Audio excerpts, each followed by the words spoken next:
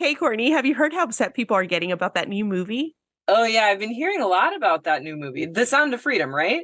No, I was talking about how triggered men are by Barbie. Oh my God, yes. Talk about snowflakes. They're so offended by female characters whose lives don't revolve around men.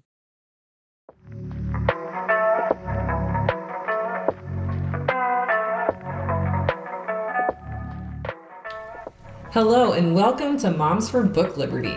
The podcast where a couple of moms fight back against groups trying to control what our kids can read. With each episode focusing on a specific book that has found itself on the chopping block of censorship.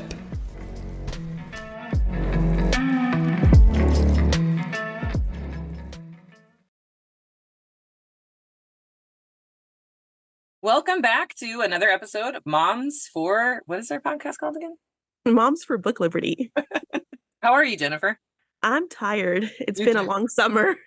Yeah, it has. I mean, talk about all the new movies coming out too. You've got Barbie, you've got Oppenheimer, you've got that Indiana Jones movie that didn't do very well, and also you've got The Sound of Freedom. I actually saw that one. And what'd you think? I mean, it was an okay movie. Definitely not the way they're portraying it, like a must-see. No, not that good. Yeah, I heard some interesting things about it. Like it's about a true story, right? So it's not a conspiracy movie, but it was made by like conspiracy theorists, like QAnon, right? It was made by these QAnon people. The actor that plays Tim Ballard, who the story is based on, he's a big QAnon, and you'll know him from The Passion of Christ. He played Christ. And that movie was pretty anti-Semitic, as I recall, which ties into our episode because we're covering two books, Mouse 1 and Mouse 2, both by Art Spiegelman, which cover the Holocaust. So there's some anti-Semitism in here too. Yes. Yeah. And they definitely tie that in with the they like to promote a lot, not in the movie, but the actor promotes a lot the what is the blood that they drink that they claim the adenochromes or whatever. Yes. Yeah, that's crazy. And that, I believe, is tied into, they're trying to say that it's the Jewish leaders that started that. Yeah. Like these big global powers, but they also like to tie in that these big global powers are Jewish. So it is very anti-Semitic there. So for our listeners out there, I just want to back up and give some background information, because a lot of people don't know this. And I guarantee you, a lot of people that watch the movie don't know this, right? So they watch the movie and they're like, oh, wow, like what a great movie to shed awareness on such a terrible topic. Yeah, but the movie is being made by people who literally think that there's an international group of like elite people that are abusing and killing children to extract a substance called adrenochrome, which is basically like the fountain of youth. So let's pause here for a minute. I'm not saying human trafficking isn't real, but I am saying that people don't kill humans for adrenochrome. The people that made this movie literally believe that politicians and other like elite celebrities, I mean, they've named people like Hillary Clinton with like Pizzagate. Oprah, I think, was named as someone who kills kids for their adrenochrome. That's how Oprah looked so young. Right. No, it's just that black doesn't crack. Black doesn't crack. What? I've never heard that? No. Oh my God, no. Black people have like the best skin. And oh my God, like black doesn't crack. I didn't hear that. Okay, so it's not adrenochrome then. No, it's just their awesome genetics. Yeah, it's like any opportunity to try and take power away from powerful groups. So like they see Jewish people as, which is a stereotype, an inaccurate stereotype of holding all of like the wealth or like owning all of the businesses, or Hollywood is run by Jewish people, which like Jewish people make up 1% of the population or something like that. And to say that they run all of Hollywood is not accurate at all. Right. But isn't that something I heard, that they're saying, oh yeah, Hollywood didn't pick up this movie because they're Jewish and Jewish people don't care about human trafficking, or, just like stupid rumors like that. Yeah, there's no credibility to this.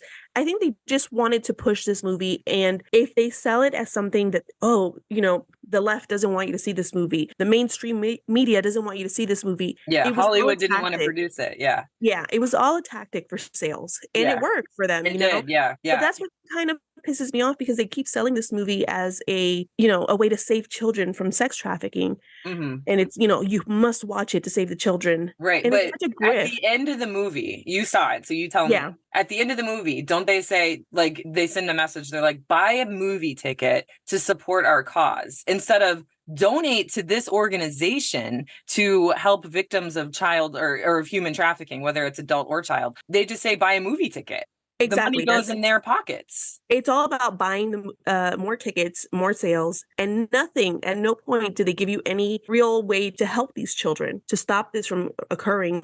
Nothing like that. So that to me was where I was like, oh, this is such a grift. And I looked at their website, right, to see where the funds that the movie was making, where it was going to go, and it goes right back into their own pocket. Yeah, because they're It going to make says it right another. there. Yeah, they're going to make another movie. Yeah, they'll And use the none of this profits. money is going to organizations that actually combat human trafficking. None. And even the guy that the movie is based on, Tim Ballard, he had an organization, OUR. Mhm. And so I thought, well, maybe they'll ask money for that organization. But apparently he stepped away from that organization because of some financial drama, Oh, which doesn't surprise me. So he's not even linked to that organization. I don't know if that's Yeah, 'cause why they didn't. OUR, Operation Mhm. Underground Railroad, is like it's one of the bigger human trafficking organizations. So you would think like, oh, maybe money is going to this organization, which would be amazing. Like if it was, I would even maybe consider supporting it. But the fact that it's got all these like connections to QAnon Yeah. is sitting a little uneasy with me because I wonder, how much good is actually being done. Not to say that like, spreading awareness is a good thing, but also spreading awareness of how you can help as opposed to just like lining the pockets of these producers that literally think, politicians and Jewish people and whatever are killing children for their adrenochrome hormone. Yes. Right. And that wasn't mentioned in the movie at all. So, I do want to clarify it wasn't a part of the movie, but it is a part of their whole press junket.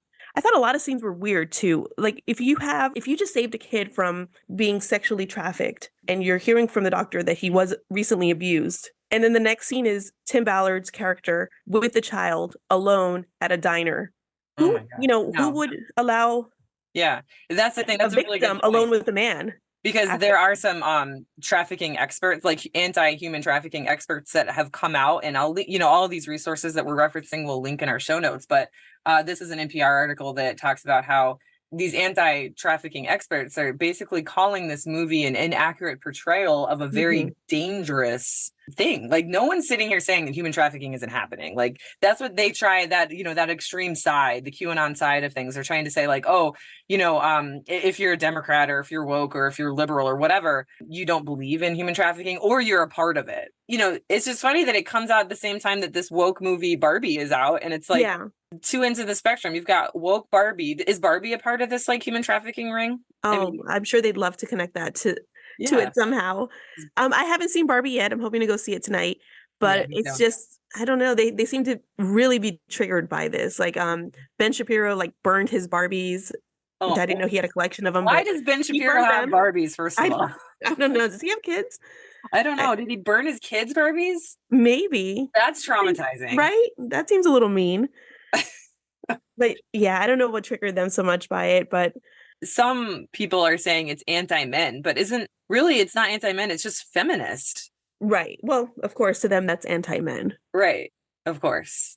I mean, I haven't seen it, so I can't say, but I'm sure it's a comedy. Like it's supposed to be funny. Right, with a message. It does have a message to it. I haven't seen it yet, so I can't say 100%, but there's definitely some feminism there. Yeah. And you know what? If you don't like it, that's fine.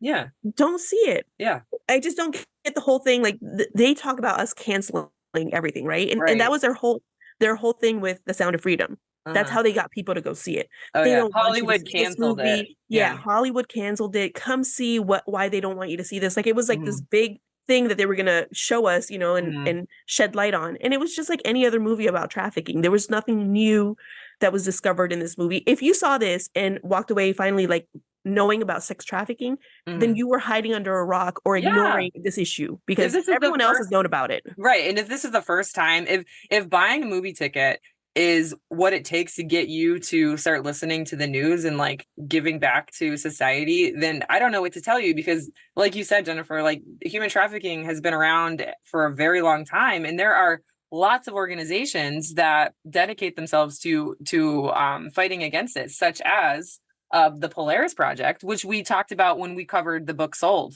by Patricia McCormick. So here we are talking about it again, and I'm going to link this in our show notes if anyone feels so inclined to donate to this organization, the Polaris Project. they do good work. They're a nonprofit, non-governmental organization that works to fight this in North America. So, and that's just one of so many. And, you know, instead of buying a movie ticket Right. to give to this guy who's just going to go make another movie, do some research and donate to an actual organization that's trying to fight it. Because, And I saw, you know, on Twitter where a user asked them, like, where's the money for these tickets going? Because at the end of the movie, they ask you to buy more tickets to donate to people who otherwise wouldn't be able to see this movie. What a scam. Because, you know, yeah, so it's just a scam. And on their website, it says, because I looked at it, I was like, okay, well, maybe all the, you know, from the proceeds, they're going to donate it to an organization or somehow help children that have been trafficked. No, it says, what happens if all tickets are not claimed? These are the free tickets that other people have bought. If there are any funds remaining after the theatrical run, they will be used to pay for streaming Sound of Freedom in the Angel Studios app. Remaining funds from Pay It Forward may also be used to help the filmmaker create additional content. Yeah. That's it. He's just going to make more movies. Yeah, more movies to make more money. Yeah. And that's kind of really what pissed me off. If they just would have put this movie out as it's just a movie, it's about sex trafficking, you know, like whatever, go watch it. I wouldn't care. It's the fact that they're trying to push it as they're saving children, they're trying to help children, and it's BS. They're just making a profit. Right. But again, that's not to say that we don't acknowledge the that human trafficking is real. Like you can, two things can be true. Like you can think that this is a bad movie, and you can also acknowledge that human trafficking is real. It's not performed by Oprah so that she can look as good as she looks with harvesting of the adrenochrome, but it is real. I just was upset that they didn't come through how they portray the movie. Like don't claim you're helping children and then you're not doing shit for them. Exactly. That's what pisses me off. Like the Barbie movie, we're just expecting a movie. Yeah, it's just entertainment. It to change the world. Right. Yeah. Yeah. So that's where I'm like, this is just a movie. Go watch it for entertainment purposes. There might be a good message behind it, but it's not pretending to be something that's going to change girls' lives. You know, oh, come watch this movie. And we could definitely promote it as, oh, look, these anti-woke men don't want you to see this movie. The same way they portrayed The Sound of Freedom. But that's not, you're right. It doesn't need to do that though, because Barbie is just, you know, awesome without all that anyway. Yeah, she's an icon. She doesn't need your help. Yeah, no, she doesn't. So for our listeners out there unfamiliar with QAnon, it is just a wormhole of craziness. Like I guess apparently there's this guy Q, and of course people who are familiar with QAnon, they're going to be like, oh, you forgot to mention this, and what about this? And we don't have that much time to get into the QAnon, right? But apparently there's this guy Q, okay? And there are these message boards like 4chan and 8chan, which was, I don't know. And it was just like a bunch of incels, which are involuntary celibates, a term used to describe like angry men, basically, that don't have anything else to do with their lives other than just be racist and prejudiced. And get upset at Barbie movies. Yes, and get angry at Barbie movies. But basically this guy Q was anonymous, and he or she or whatever, I'm sure it was he, what am I saying? They, you know, Q, please write in and tell us what your preferred pronouns are. They them. So Q would drop all these posts, and their followers would like chomp at the bit waiting for these posts. So here's one thing that one of Q's followers replied to was a post by someone named Ghost Ezra. And what Ghost Ezra said was that more human beings are going to die at the hands of, quote, Zionist created vaccines than Jews died during World War II, end quote. And so, you know, it goes on to say, you know, that we're experiencing a real Holocaust, and that, you know, only Jewish people are going to get the vaccine anyway. So it's really, they're just killing themselves. So you can see how problematic that is. Like the fact that they're comparing a vaccine that saved so many countless lives as the Holocaust. Like, do they even know what the Holocaust was? Well, a lot of them denied it happened. And they're trying to like say they're causing it themselves this time. Right? Because they're the only ones taking the vaccine. Yeah. So that's what QAnon is, basically. So there's lots of, you know, QAnon is a lot of things. One of the things that they are, though, is anti-Semitic. In the Times of Israel, they posted about The Sound of Freedom and its connection to anti-Semitism. And they brought up QAnon as well. And just pretty much Mike Rothschild, an expert who researches QAnon, said he was not surprised that the film took off with QAnon supporters who see a global cabal of child snatchers as funded by Jewish money. So that's kind of where they tied in the anti-Semitism as well, just because of the QAnon links. The fact that you say Jewish money, like that ties into a stereotype that Jewish people own everything, right? And that was just said. There's a video floating around of a Ron DeSantis appointed task force member for the new social studies standard saying that slavery was actually beneficial to African Americans. And she was actually on video saying, oh, the Jews own everything, right? So she's part of the problem, spreading these like dangerous stereotypes that Jewish people own everything. And she was thanking God for slavery because otherwise she would be in Africa worshiping a tree. She's Kim Daniels, a representative from Jacksonville. Okay. And I think that was an old video of her, 'cause she's a pastor. So this is what she was saying at church a while back. They're tying it into how she's promoting the same things, you know, that Florida wants to do now and teach kids that, you know, slavery wasn't all that bad. Look at all the skills that Black people have now because of slavery. You know, how great was that? Right. And it's just so idiotic to think that that is how they're going to portray this. They're basically whitewashing again. Right. And I've seen also just a lot of the people on their list of, you know, Black people that benefited somehow from slavery, supposedly. And they weren't even around for slavery.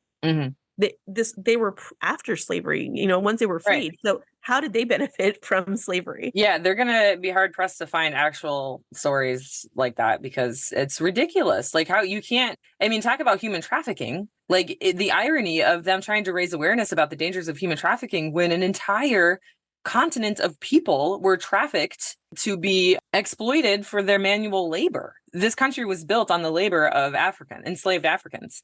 And, you know, that if that's not the definition of human trafficking, I don't know what is. Right. And just the fact that you've got the same people promoting this movie who are trashing Barbie because it's woke, right?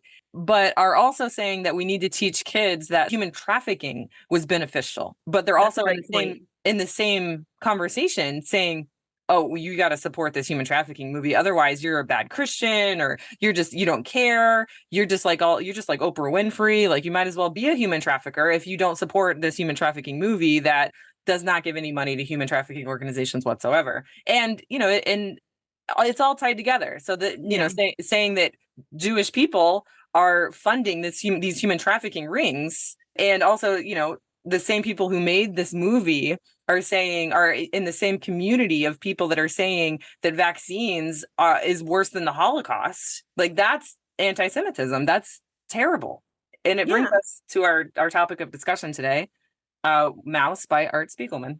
Yeah. And on that point too, I just want to bring up, there's no surprise now that we've seen a lot of anti-Semitic incidents up on the rise. So like it's starting to have an effect.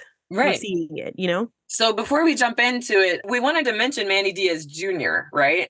Yes. The commissioner, the education commissioner for the state of Florida, who's been obviously pushing these new standards, saying that slavery was beneficial to African Americans. And there's an email link or a bit.ly link out there that we're going to put in our show notes. It's a link that's asking everyone to send an email asking him to resign, or it's a petition for him to resign. Yeah. And all you do is you click the bit.ly link and it brings you to something that you can send your own email, say whatever you want, to Manny Diaz Jr. Check our show notes for all that information.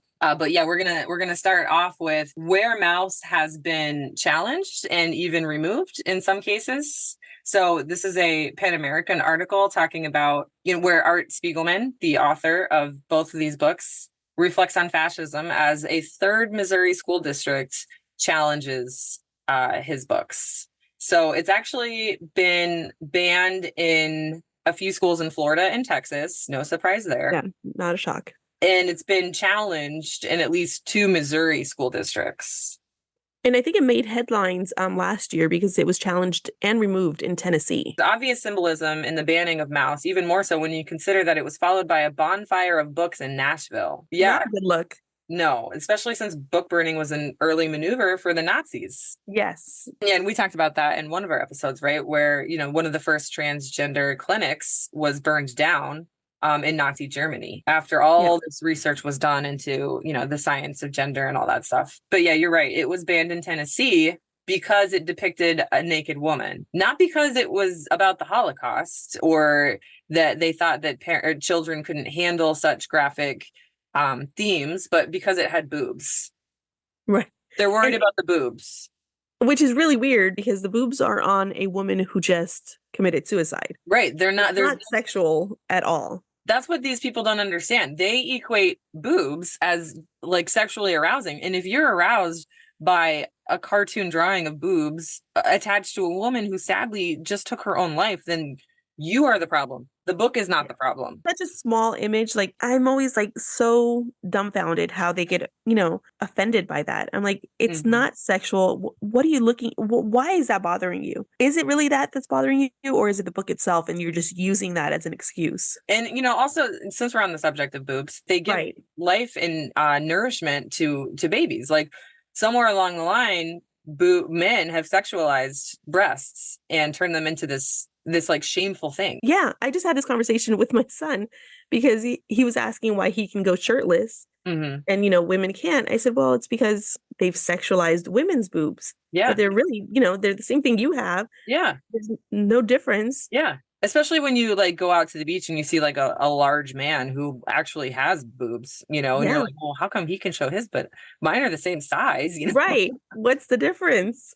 And speaking of that, like they've sexualized shoulders. Yeah. Or knees, So knees and shoulders apparently are very sexual. So sexy. I don't get it. So yeah, that's basically why the book has been challenged and even removed in some cases, is because of the boobs. It's not because of the sadness it elicits or the deep feelings that it elicits, because it is very moving. Yeah, it's definitely a very touching story, and it's complex. It's not just about the Holocaust. It's about his relationship with his father. That's like kind of the primary story. But then it gives you a lot of information about what happened during the Holocaust, or, pre-war and during the war. The first book doesn't have any scenes from Auschwitz or any camp in it. That's the second book. The whole first book is like, how did it lead up to this? And it's super important for ignorant people who are like, well, I just don't understand why Jewish people didn't just fight back and fight the Nazis. Read this damn book and then you'll understand. And that's why reading books is so important, to get those perspectives so that you don't sound like a complete moron by saying, well, if I was in the Holocaust, I would have killed all the Nazis I saw. Like, I've heard people say that before, and it infuriates me. Yeah, and he addresses that in the book, because he himself asked his dad, like, why didn't you guys fight back? Right. And his dad was like, it wasn't that easy. Like, maybe we could take out one German officer, but they'd turn around and kill 1,000 of us in the same, And he did say that. He said that happened, and they blew up a crematorium, but then they all died.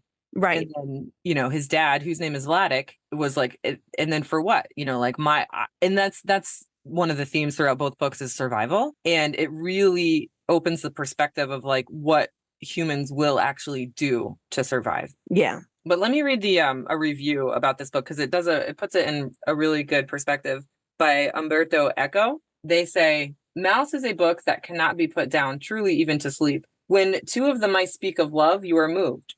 When they suffer, you weep. Slowly, through this little tale comprised of suffering, humor, and life's daily trials, you are captivated by the language of an old Eastern European family and drawn into the gentle and mesmerizing rhythm.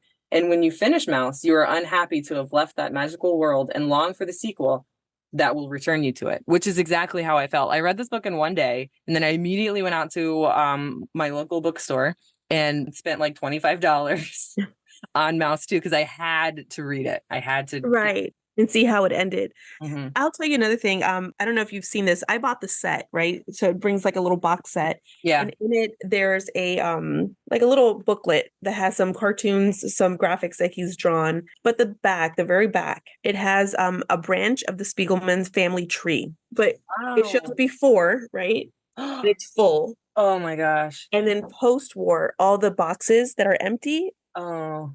Are the ones who've passed away. See, and like those images are so important when learning about this event. And so I'm thinking now of the perspective of middle schoolers reading this book. Like, how significant would that be for a middle schooler who's just starting to learn about the Holocaust to see that family tree? Like, that would that would impact them. Yeah, because that just visually shows you really quick just how much. That's just one family. Yeah. Right. And it's pretty much wiped out. And that was his mom, Art's mom. Yeah. Anya, which I think is the Americanized version of her name. They call her Anna, but Anya. She had one surviving family member, her brother, and he moved to America, and that's why she wanted to move to America. Yeah, that story was really sad too, because he was in Yeah. America already when the war started. And so he stayed there, but his children were in Poland. And when he died, that's when she committed suicide, because she just couldn't take it anymore, because her entire family was gone. Really, the dad is just such an interesting character. And it starts out with like the author, Art Spiegelman, interacting with his dad as a kid in America after the war. And it's like the first perspective you get of, you know, how the war really did impact Vladik, the father. Yeah. Because Art is sad because like he fell down and his friends like went off on their bicycles or their skateboards or whatever without him. And then he goes to his dad and his dad is, "Why do you cry, Artie?" Artie says, "Well, my friends, they all skated away without me." And then his dad says, "Friends, if you lock them together in a room with no food for a week, then you could see what it is to be friends." So like, that's just a really kind of sad perspective of like how the Holocaust or how this war impacted him. And it really kind of revealed the true nature of humans. And I can't say anything about it because I don't know. Right. And even, you know, Artie, he struggles with understanding it. He's got so much guilt, I think, because there's so many layers to the book, so many different things happening. He doesn't get along with his dad. His dad is a grumpy old man and he's hard to get along with. He reminds me a lot of my dad. I kept thinking of my dad because I'm like, a lot of dads. A lot of dads. Yeah. At one point, his dad throws his coat in the trash because he doesn't like it. Yes. his dad's funny. You know, he's like a funny character. He's grumpy. He's set in his ways. But he always says, "I love you." Yeah, he's very loving to his son. Calls him my Artie. And then I also feel bad because the son is kind of mean to his dad. He captured his dad's story so beautifully and then learned so much in the process. But there was one scene I remember where Artie is talking to his wife and he's like, "I wish that my dad wasn't the epitome of the stereotype of the old cranky Jewish man stereotype, but he is." So like he even admits in his book, he's like, "My dad is the epitome of this stereotype." You know, we all know the stereotype, like old cranky old man who's really tight with money. Right. And that's the stereotype that we still hear to this day.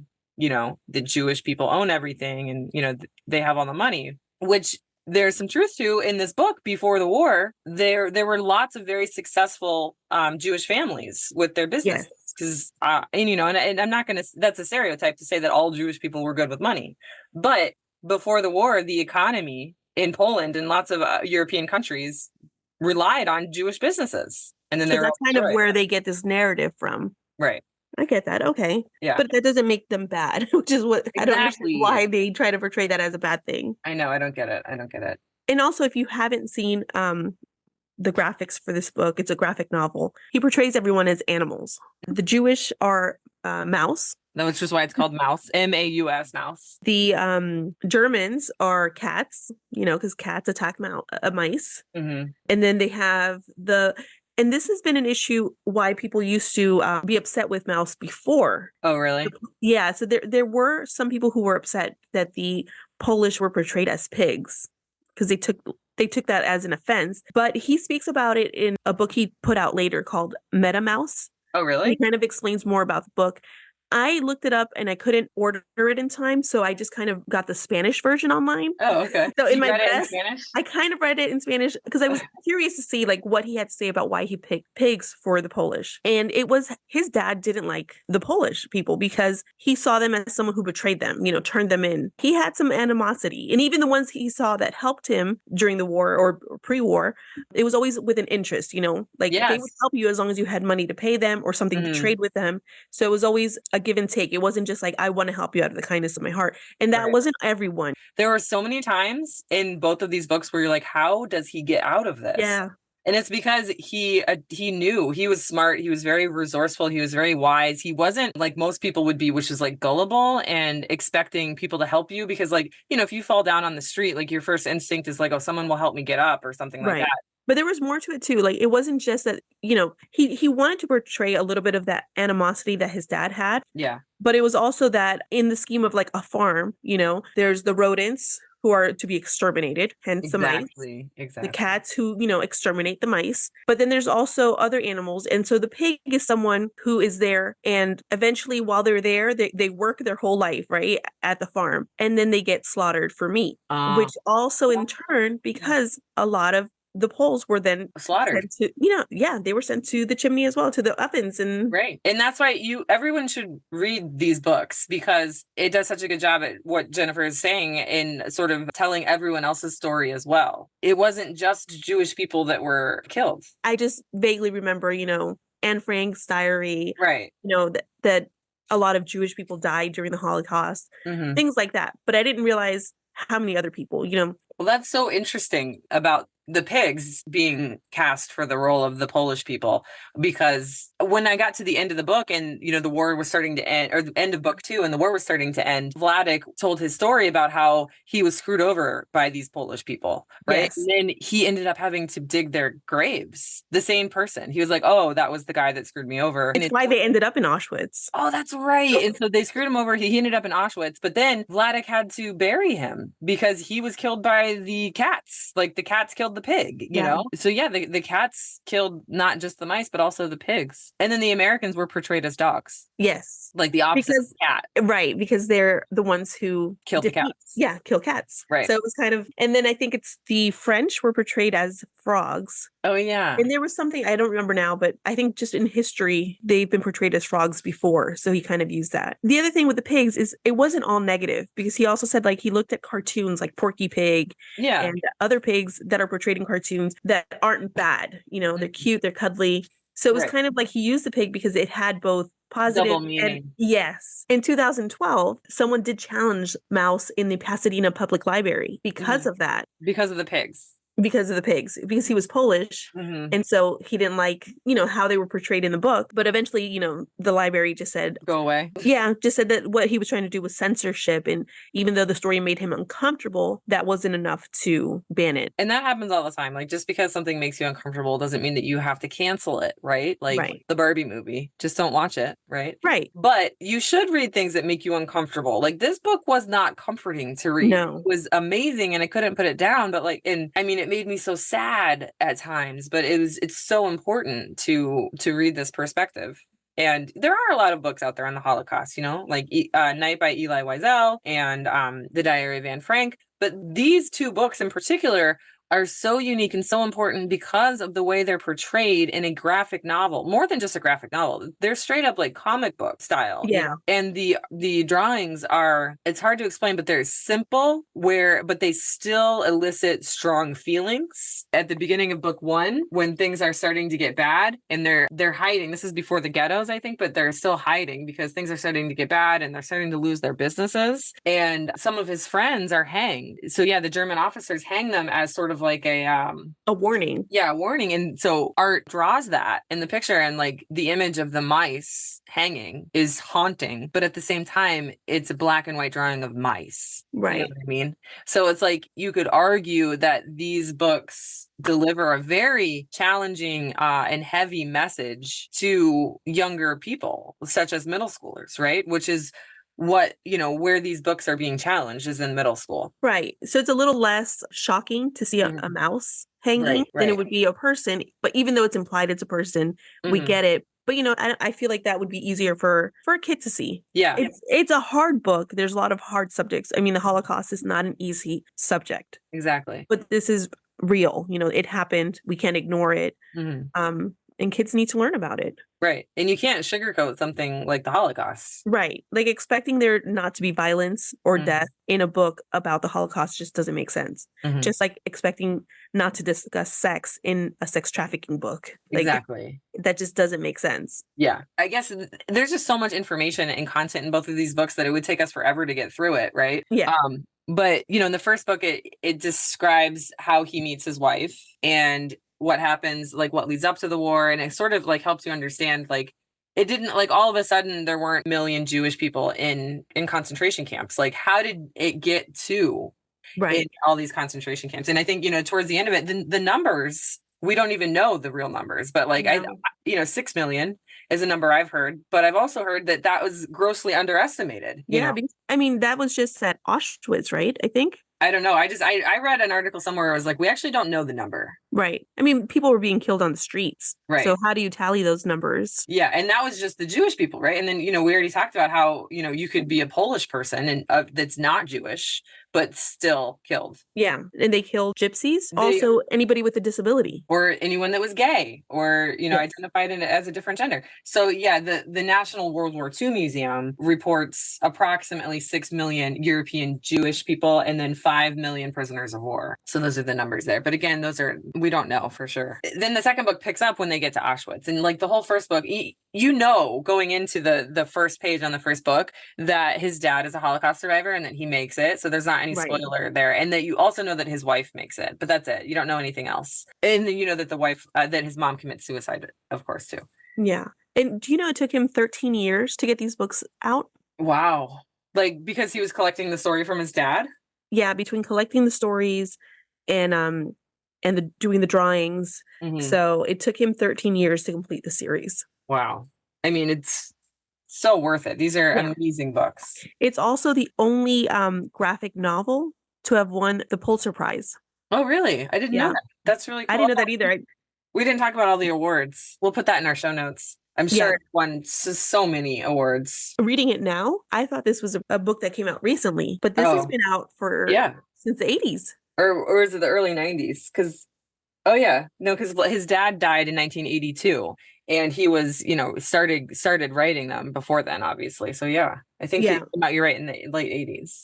Yeah, I think it came out around 86, 85 or 86. That's when his first nomination came out for the book. So, and his dad's memories are amazing. Yeah. In the detail. And it's like, and I don't know if this was how it was for Vladek and Art when they were having their conversations, but the way he portrays it in the book is like a casual conversation. Like Vladek doesn't even, there are times when he gets emotional when he talks about Anya, his wife, and his son Rishu. But other than that, it's like, oh, Dad, tell me about blah, blah, blah. And he's like, oh, what do you want to know? And then he tells them in great detail. And it's like, you're right there. In the Meta Mouse book, they have, it comes with a DVD that has some of the recordings. Very interesting. And obviously, if you look online, you can hear some of the recordings of his father's, of their conversations. He would record everything. It's just very interesting. Like it's history right here, real history. And it's also a story of hope. And that's what keeps the reader going is when, because the whole second book, they're separated in Auschwitz,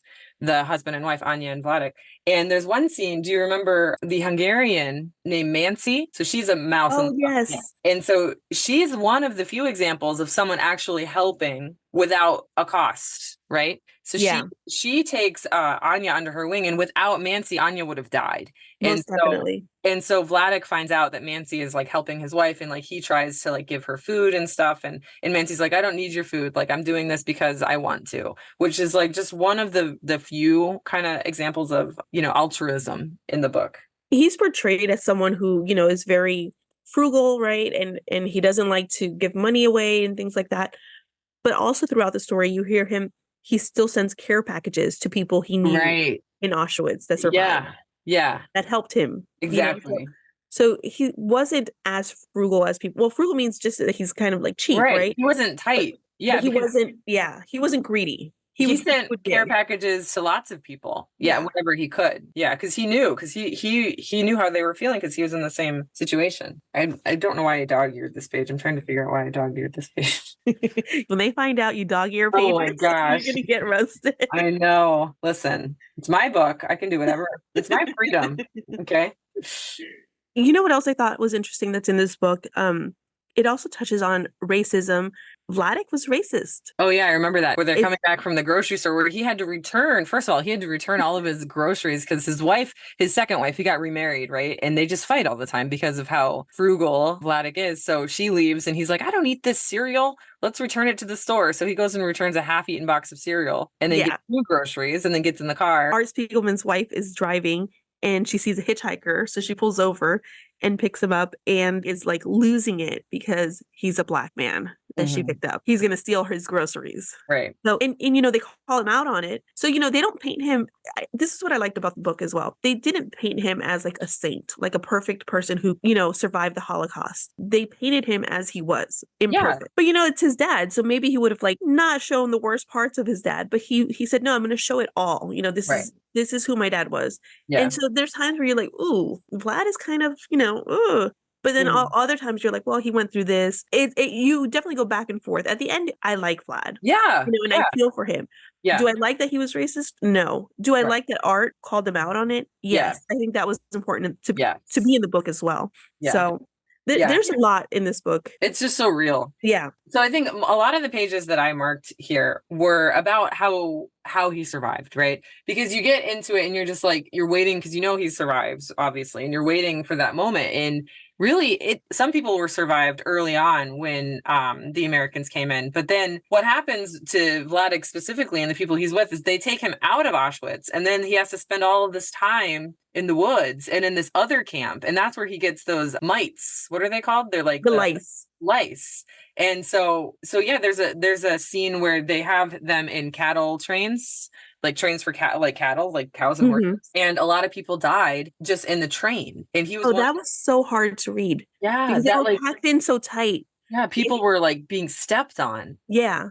Because they were just left there for days with no food, no water. On purpose. Like they were killing them that way. And but this was like as the war was ending, like they knew that the war was ending, but still, even the German soldiers were still killing people, even though they knew like they were losing and like they were going to lose. And then there's this one scene where they're in the cattle car and he notices these hooks hanging from the ceiling, and he has one blanket. And so he ties his blanket to two hooks and fashions like a hammock. And so he sits up on the hammock so he can breathe above everyone else. And he said that's what saved him. Right. And from his little hammock, he can reach his hand out on top of the train and get snow and eat it for water. And then someone begs him to give him some. But he doesn't give the guy any snow until he gives him sugar. So, and it's not because he's a bad person. It's because he understands that that's what he has to do to survive. Yeah. Because it does seem like, oh, wow, he couldn't just hand him some snow. Right.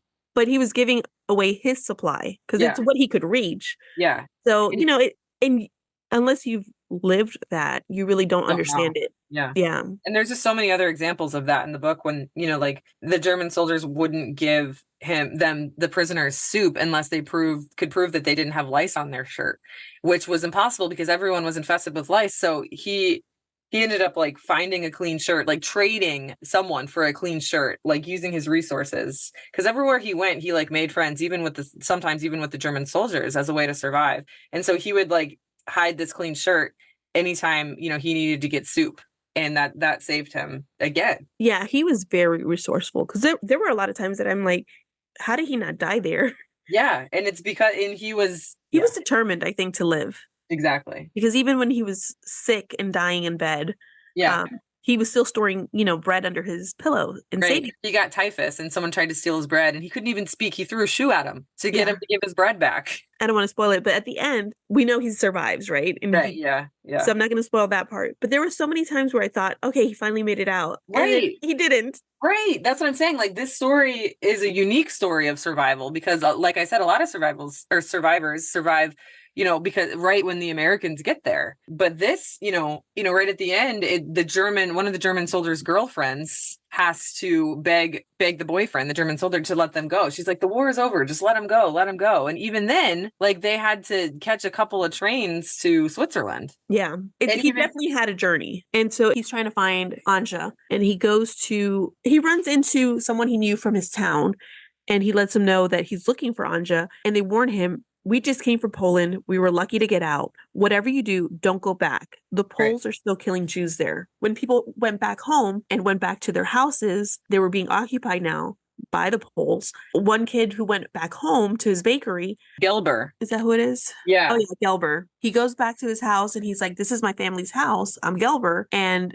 the new occupant said, we thought Hitler finished you off. Mm-hmm. Go away, Jew. This is our bakery now. Yeah. And I can see now that's why, like the illustration of the pig, beating up the mouse. It's like, I I understand. But that's not Yeah. to say that every Polish person is like that. It's just his historical accounts of what happened. Right. And also in the story, there are those that helped them. You know, Right. there was a lady in the market who, Mhm. let him stay at her house. Oh, that's right. Well, And I mean, she benefited some. he had to pay her, but Yeah, she didn't rat him out right. like some did. But yeah, that they ended up killing Gilbert. Yes, they hung hanged him. And this was after the war, which is this, again, not something that you're taught really. It's like you're taught here, at least I was taught, oh, the Americans came and saved them and the war was over. But that's not what happened. If you can imagine after all of that, like there's so many messes to clean up, and they didn't get their businesses back. They didn't get their homes back. Yeah, they were left with nothing. And that's why they moved Anya and Vladik. I don't know if it's Anja or Anya. I don't know. I know that they call her, that his son, or that Art Spiegelman called her Anna for Ed. Anna, yeah. Yeah. But either way, they moved to Switzerland and started a business there. But then she really wanted to be with her brother, so they moved to America. But they couldn't stay in Poland where they lived. That was their home. Yeah, everything there was gone. And her family was wealthy. They came from money. They were millionaires, right? Right. But then they lost it all, and they all died. Yeah, they lost it all, and then they all died, except for the father. Yeah. And something we didn't really talk about, but I feel the need to bring it up, is their son, Rishu. Yes. Yeah, I wanted to bring that up too. Because he was 5 or 6, and when they sent him to what they thought was a safe space, at the time, you don't know what to do in these circumstances. So they sent him with a relative where they thought it was safe, but nowhere was safe. They sent him with his aunt, and his aunt had several other kids as well. And this was really tragic because someone told the aunt, like, oh, they're coming, they're sending you to Auschwitz. And so she said, she was like, no way is that going to happen. I'm not going to let my babies be gassed, because at this point they knew what was happening. The stories were coming out, and they were trying, they knew all of the terrible things that were going on. And so she poisoned their entire family. Yeah, she kept poison on herself for this purpose. Can you imagine? Just having poison just in case. And the guilt, because I don't know if this, obviously we won't know, but before they sent Richie with his aunt to what they thought was a safer place, before that, like a couple of months before that happened, another person had offered to take him. And he would have been safe there. And he might have been safe there. So I can just imagine the guilt. I know. And speaking of guilt, Art speaks about this throughout both books, about his survivor's guilt. Like, he was the surviving son, and he was constantly being compared to this, he called him a ghost brother, Richu, because Richu's picture was hanging up in the house where he grew up, and he was constantly being compared to this like perfect brother who didn't throw tantrums and who didn't make messes and all that. But he talks about his survivor's guilt of being the surviving son that wasn't perfect. So he talks about having a rivalry with the snapshot, because that's all they had of his brother. So his brother was obviously the perfect kid in that sense, and Artie could never live up to that. Yeah. Which who knows how true that is, right? That's just how he perceived it. Right, exactly. And then there's one of the last scenes in the book was when, they're both safe and they're both trying to find each other, but it was hard to find people back then. So Anya she was in Poland, and she kept checking in at the Jewish organization there that was trying to reunite family members. And every day she checked, and he wasn't there. And he's like on this train with his friend, and then the train leaves without him, and his friend is like, oh my gosh, I gotta find him. So his friend tries to go find him and get reunited with him again, and he just is like, screw it, I'm just gonna walk to Poland. So that was his mission, was to find his wife. So he leaves his friend behind, and his poor friend is like trying to find him and make sure he's okay. And Vladik is like, I have to find my wife. So he goes to Poland. And while he's trying to get to Poland, Anya sees a gypsy. Do you remember that scene? Oh, yes. She gets the reading. Believe that. Yeah. So basically what's happening here is Anya told Vladik, and Vladik is telling Art that this is what happened. So apparently, according to Anya, according to Vladik, basically, the gypsy was spot on. She was like, I see tragedy and death. You've lost everyone in your family, which, okay, everyone lost everyone at this point. And then she says, but now I see a dead child, Richu, my little boy. And so at this point, she's not sure if Richu is dead, but they think that it might be a possibility, I guess. Right. And then the gypsy, which is portrayed as a moth, which I thought was interesting. A gypsy moth, I guess, is the connection I made. But yes, I think that's what they mentioned in that book that I was reading. Yeah. And then the gypsy moth / gypsy goes on to say, wait, Now I see a man, illness. It's your husband. He's been very ill, which is true because he had typhus. Yes, he had a war. relapse of typhus. Yeah, and he almost dies of typhus, even though he survives Auschwitz and the Holocaust. He almost dies of typhus. But then, she says, he's coming home. You'll get a sign that he's alive by the time the moon is full. I see a ship, a faraway place. You'll have a new life and another little boy, which she does. Yeah. They go to America and they have another little boy, which to me, I just thought that was like such an interesting piece to the story. Yeah. And they talk about the mom kept a diary, and the dad, I think, he didn't deal well with her suicide, I think. Right. And so he burned it. Oh, I would have done the same thing. I don't blame him at all. No, I don't blame him for it either. But like, I understand how Artie feels, because I'm like, I would love to get her perspective of what happened. Yeah, I definitely, because they weren't together during Auschwitz. Exactly. So that would give her view of it. Yeah. This book, these two books were really good. And do you remember how it ended? The last page? Yes, that was really sad. When he says, he calls Art, he, instead of Artie, the whole book he calls him Artie, my darling. He says, my darling Artie, which I think is just so cute. And I love talking to you, Artie. Sometimes Artie says, I'm sorry, is this too much to talk about? And he goes, no, my boy, I love talking with you. And he's just so, forthcoming with his story and sharing it with his son. But then at the very end of the book, instead of calling him Artie, he calls him Rishu. He says, I'm tired, let me sleep now, Rishu. And then that's the end of the book. And it's just so... And then there's, at the bottom, there's the tombstone with their information, and the mom, the dad, and Rishu. Yeah, because towards the end, he was starting to lose his memory. So I think that's where he called him Rishu. But it's a sad story. I mean, obviously the Holocaust is sad, but just Art's story. Oh, it's such an amazing story. Both books. Go out and buy the set, rent it from the library, do what you can to read this and share it. Once my kids are in middle school, I will encourage them to read this with guidance, with support to process any confusing feelings they might have. But I just think it's a really great way to teach adolescents about the Holocaust. Yeah, especially because kids do respond very well to graphic novels. Exactly. So this is a great way for them to read it and not be, sometimes they feel like bored with the idea of learning about history. Right. No matter how important the topic is, but bored or, traumatized by real photographs, which this is the argument, because, you've got one camp of people that are like, that's too traumatizing for my child. My child, can't learn about such traumatizing things. And my argument to that is, well, if a child can be traumatized by such traumatizing things, then another child can at least learn about it, because knowledge is power. But this example, this book does it in such a way that it's not traumatizing, but it is revealing. Yes. Yeah. No, it's definitely an important book for kids, teens to read. Tweens and teens. Yeah, for sure. Because it's a standard. The Holocaust is a standard. I don't know how the new Florida legislation impacts the Holocaust. I have to do some research on that. But, all the talk has been about how slavery, which is a form of human trafficking, benefited African Americans. But I do think that there were some other changes made as well. And I'm not sure how the Holocaust plays into that. But the point is, it's a standard. As young as 4th grade, students are taught about the Holocaust. And especially now when we see so much hatred. Yeah. And then we see people like Moms for Liberty quoting Hitler. Exactly. And and in this book, there's a quote from Hitler as well. But the difference of how it's presented, I think, in context is what matters. And they usually don't give context, so you're just left with the interpretation that Hitler's ideas weren't necessarily bad. Well, I would argue, from what I've seen, Hitler, Moms for Liberty quoting, in other groups, not just Moms for Liberty, but other people and groups quoting Hitler, it's been about, what is it?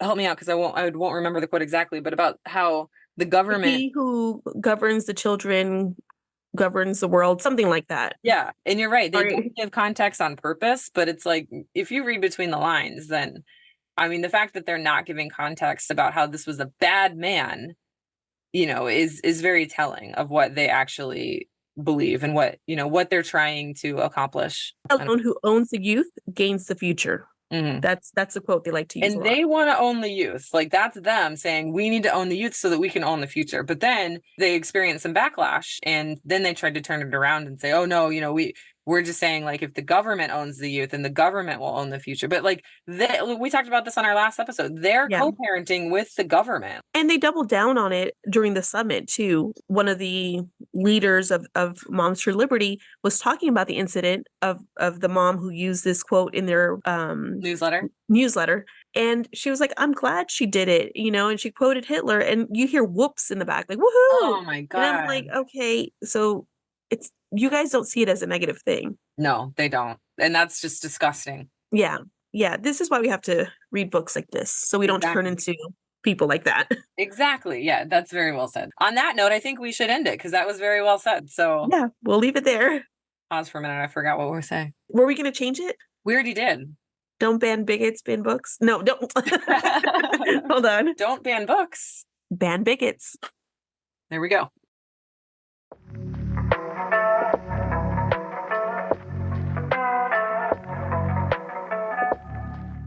This episode has been engineered and mixed by your hosts, Jennifer Mendoza and Courtney Green.